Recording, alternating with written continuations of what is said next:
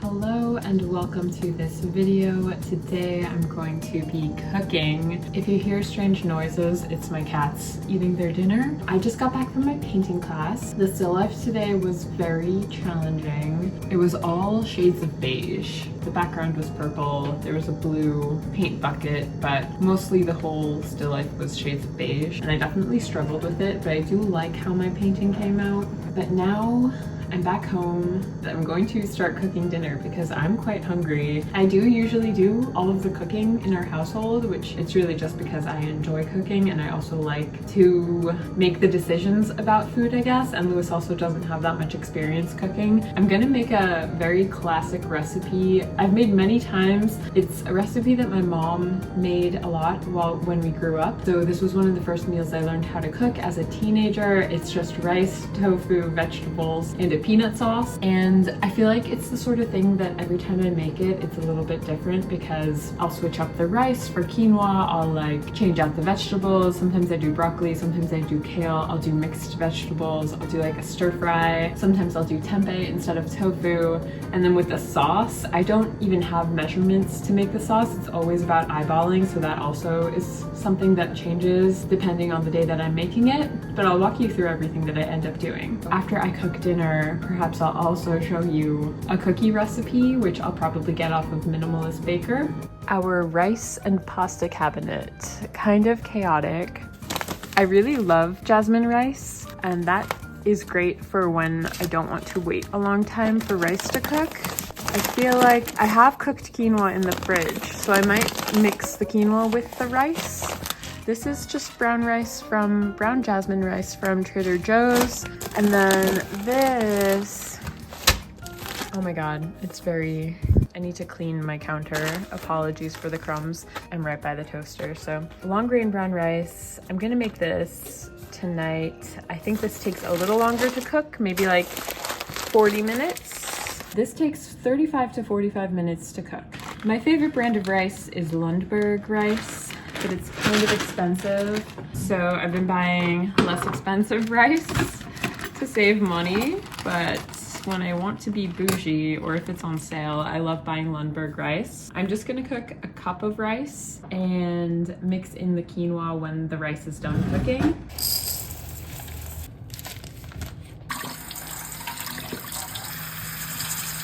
I wish I had a rice cooker, but I just do stovetop method where I put the rice in a pan and then put double the amount of water in there. I put a little splash of olive oil and salt, which I don't always do, but gave that a stir and then bring that to a boil. Don't pay attention to how dirty my kitchen is. I end up cleaning it in this video.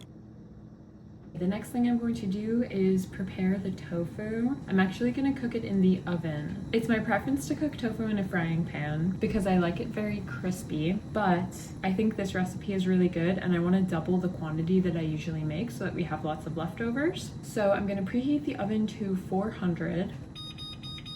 I have a cookie sheet and it has a very old silicone mat on it. I love these. I feel like this makes a huge difference to how stuff comes out, but mine is really old and I do need to replace it, I think. I have a high protein organic tofu from Trader Joe's. This is my favorite kind of tofu to get and it's pretty affordable. I also have organic tofu super firm from ShopRite.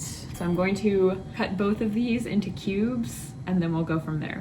The super firm tofu doesn't have as much liquid in it the way normal tofu does, but I still drain them, give them a little rinse, and then try to pat them dry.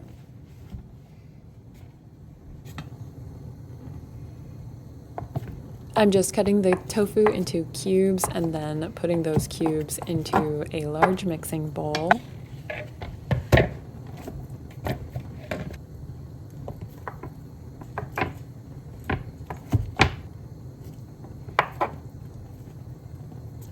For seasoning the tofu, I'm going to start by swirling some olive oil on top, probably like a tablespoon or two. I shook some black pepper on it, shook a little bit of sea salt on there. Not too much because I end up adding soy sauce as well, which I douse them pretty good. I'm guessing that's a couple tablespoons also, or maybe 1 tablespoon. The nutritional yeast, I also put a generous amount on, probably like a 1/4 cup, and then I mix it all together.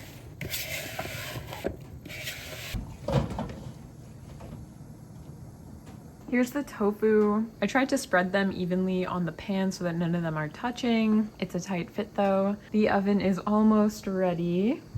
Ignore the oil splash on my oven, I need to clean. And the rice is boiling, just about.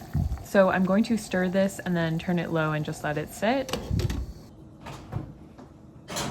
Okay, tofu, have fun. For vegetables, originally I was going to do something very simple and just like steam broccoli or something like that. I think instead I'm going to do a stir fry with, I think I want to do onions, carrot, broccoli. I know I have frozen ginger and that could be our vegetables. We did have broccoli last night, but it was kind of like just broccoli with spaghetti and vegan meatballs. So I feel like to make it more interesting, I'm going to do some sauteed onions with that too. Before I do that, I'm going to clean my station a little bit because things get messy very quickly. Onion, broccoli,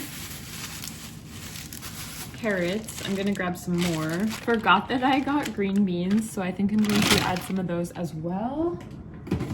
And I have this frozen pack of ginger that I like to add to stir fries.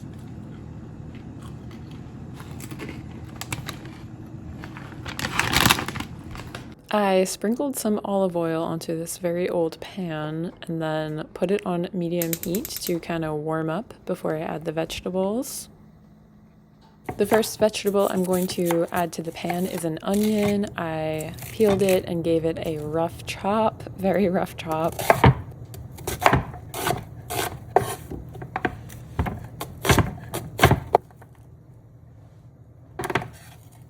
The onions go first, and I'm going to sprinkle some salt on them. Maybe some pepper too. Those are gonna cook for a couple minutes. I grabbed 3 large carrots and then I peeled them with a carrot peeler and gave them a chop. I basically just cut them into little discs.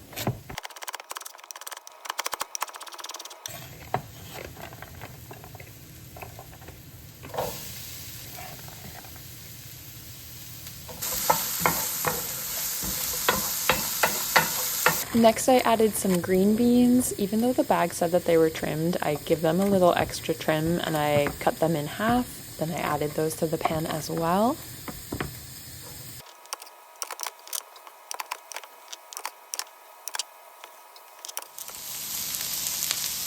So far, I think it's been 5 minutes for the onions, a couple minutes for the carrots, and I just threw the green beans in. I'm going to add this whole head of broccoli. I did rinse it pretty well, so I'm just patting it dry, and now I'm going to cut it up. I didn't cut them too small. I think I just kind of quartered them, and then I threw those in the pan as well.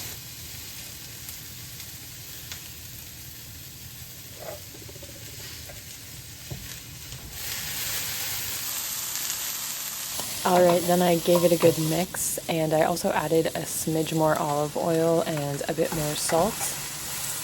I'm going to let this cook. The broccoli needs a good amount of time, like at least 5-10 minutes. I don't like broccoli to be too raw. I think I'm going to add some of the frozen garlic, maybe 2 cubes to this. Let that cook down. Now I'm going to check on the tofu and flip these guys over. My pan is browning extremely quickly, so I turned the heat on low, and I'm just gonna let this kind of sit here.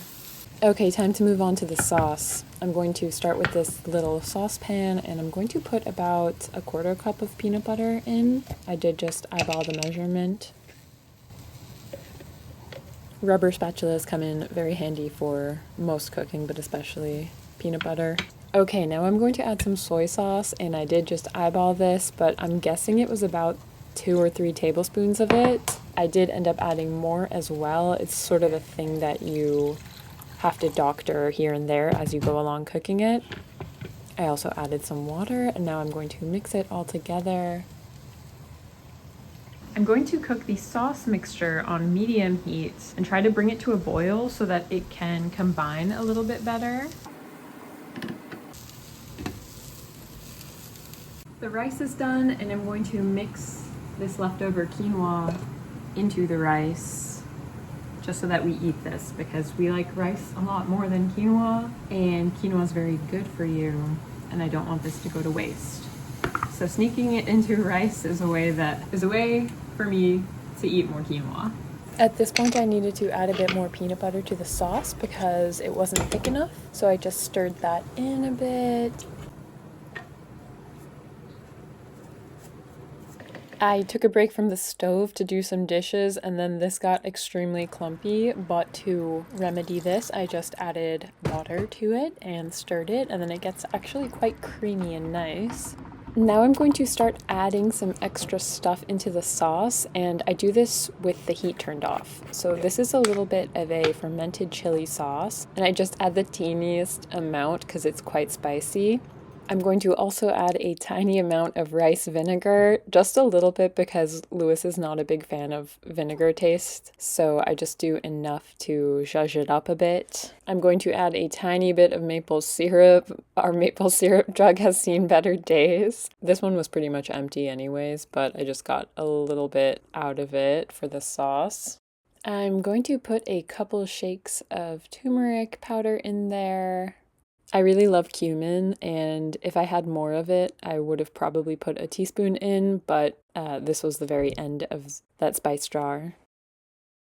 I also added a bit of garlic powder.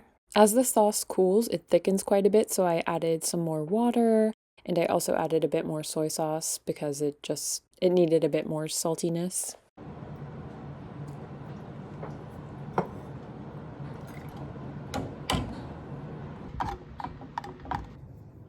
Okay, now it's time to plate everything. I'm going to start by scooping some rice, and then I'll add the vegetables. I'll top that with some tofu, and then I put a generous amount of sauce on. It's my preference to have a very saucy dish. And that was our dinner last night. This is one of my favorite meals, and it was really delicious, and it always feels healthy and fresh to have some rice and veggies and tofu. Okay, time to make cookies. I picked this recipe because it was the first recipe on the vegan section on minimalistbaker.com, chocolate tahini cookies, and I've never made these before. So first I preheated the oven to 350 degrees Fahrenheit, and then I got a bowl and I scooped half a cup of tahini into it. Then I measured half a cup of maple syrup and mixed that into the tahini.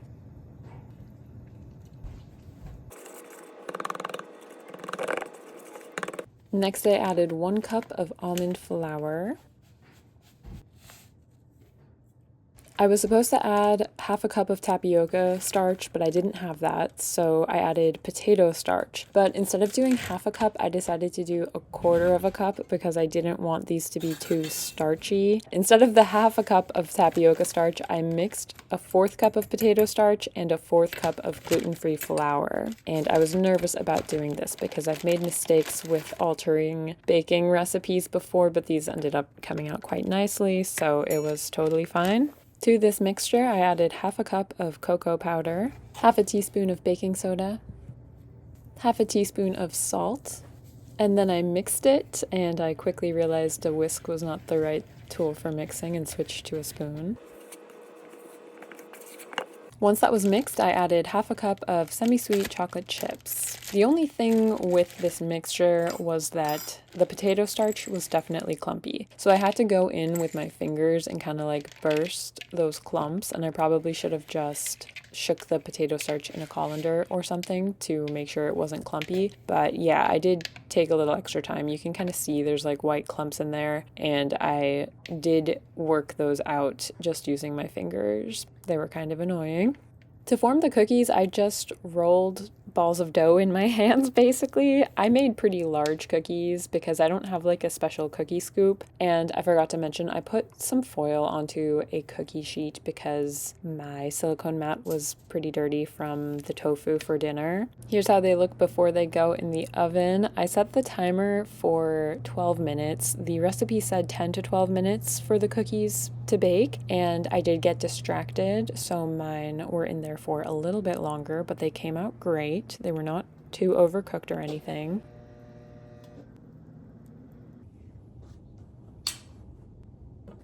Okay, I think these came out really great.